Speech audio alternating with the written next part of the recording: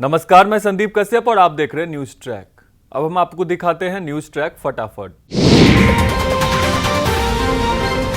आजमगढ़ के बिलरियागंज थाना क्षेत्र के महुवी शेरपुर गांव में शहीद विवेक तिवारी के अंतिम दर्शन के लिए पूरा गांव उमड़ पड़ा।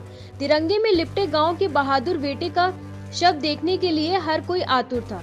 वहां हर किसी की आंखों में आंसू और पड़ोसी देश के खिलाफ गुस्सा था। वहीं परिजनों का रो रो कर बुरा हाल हो गया था।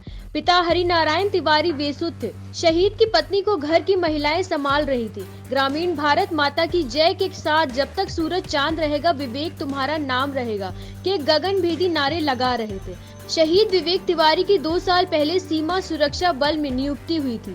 उनकी पहली पोस्टिंग बंगाल प्रांत से लगे बांग्लादेश बॉर्डर पे हुई थी। जानकारी के मुताबिक रविवार की रात घुसपैठियों के साथ हुए मुठभेड़ में वो शहीद हो गए। शहीद विवेक की एक 1.5 वर्ष की बेटी भी है, जिसे यह भी पता है कि उसके पापा अब उसे कभी गोद में नहीं उठा पाएंगे, क्योंकि अब वो इस दुनिया में नहीं है। मगर कहते हैं ना, सैनिक कभी मरते नहीं, वो हमेशा हम सब की यादों में रहते हैं। यूपी में विधानसभा चुनाव का ऐलान होने के बाद कानपुर देहात जिला प्रशासन ने अपनी कमर कस ली है। चुनाव को सकुशल और निष्पक्ष संपन्न कराने को लेकर सिकंदरा क्षेत्र में मंगलवार को उप जिलाधिकारी ने टीम के साथ बॉर्डर का निरीक्षण किया। उन्होंने सीओ रविकांत गौड़ के साथ तहसील क्षेत्र के अमराहट और राजपुर क्षेत्र में पड़ने वाले बॉर्डर का निरीक्षण किया। उन्होंने बॉर्डर पर बैरिकेडिंग लगाकर दूसरे जनपद से आने वाले वाहनों की सघन तलाशी लेने का निर्देश दिया है। बरेली जोन के एडीजी राजकुमार मंगलवार की संभल पहुंचे। एडीजी ने पुलिस अधीक्षक चक्रेश मिश्रा और एसएसपी के साथ नकाशा और हत्यात नगर थाने का निरीक्षण किया, जिसके बाद चौधरी सराय पुलिस चौकी पर नवनिर्मित बैरक और वहां बने पिंक चौकी का भी निरीक्षण किया।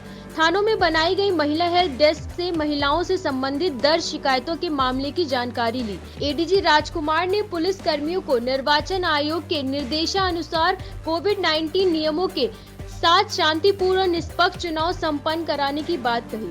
पुलिस कर्मियों को मास्क, ग्लव्स और सैनिटाइजर भी दिया जाएगा। पिछले चुनाव के दौरान बवाल करने वाले आरोपियों को चिन्हित कर कार्यवाही करने की बात कही। उन्होंने बताया कि जनपद के लिए एक कंपनी अर्धसैनिक ब्लॉक की मिली है, जिनका जल्द ही फ्लैग मार्च कराया जाएगा।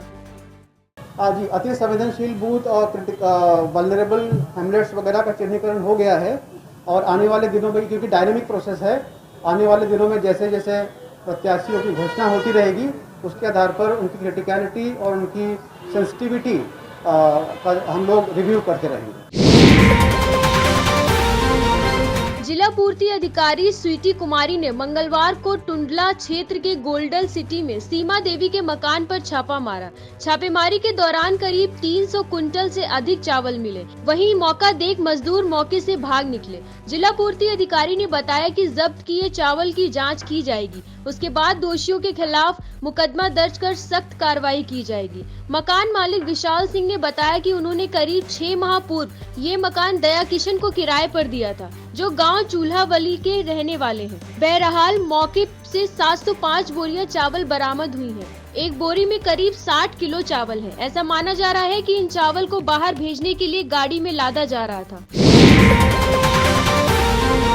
चुनाव का ऐलान होते ही अब जनप्रतिनिधियों के खिलाफ आम जनता का आक्रोश भी दिखाई पड़ने लगा है। ये नजारा है आगरा के चमरौली गांव की, जहां के ग्रामीणों ने रोड नहीं तो वोट नहीं का ऐलान कर दिया है। इसको लेकर ग्रामीणों ने गांव में जगह जगह पोस्टर भी लगा दिए हैं। अब आइए हम आपको बताते हैं कि इन ग्रामीणों ने ऐसा क्यों किया। दरअसल ये गांव आगरा ग्रामीण विधानसभा में आता है, जहां की विधायक हेमलता दिवाकर कुशवाहा हैं, जो भाजपा की नेता है। यहां के ग्रामीणों का आरोप है कि इस गांव में जितनी भी सड़कें हैं वह सब कच्ची हैं, जो बारिश के दिनों में चलने लायक नहीं होती। इसको लेकर ग्रामीण कई बार जनप्रतिनिधि और जिम्मेदार अधिकारियों से सड़कों को पक्की कराने की गुहार भी लगा चुके हैं, मगर अभी तक कोई सुनवाई नहीं हुई। ऐसे में सड़क पर हर समय जलभराव के हालात रहते हैं, जिससे आए दिन हादसे होते हैं। ग्रामीणों ने आरोप लगाया है कि चुनाव जीतने के बाद विधायक हेमलता दिवाकर कुशवाहा कभी इलाके में नहीं आए। चमरौली के अलावा उठाकर और मलपुरा के ग्रामीण भी विधायक हेमलता दिवाकर कुशवाहा के खिलाफ पोस्टर लगा चुके हैं। जब रोड आता ना तो वोट ही काहे के देंगे। क्या है, क्या निर्णय लिया, आप लोग वोट देंगे या नहीं? क्या मैं नहीं दे, ऐसे नहीं देंगे वोट।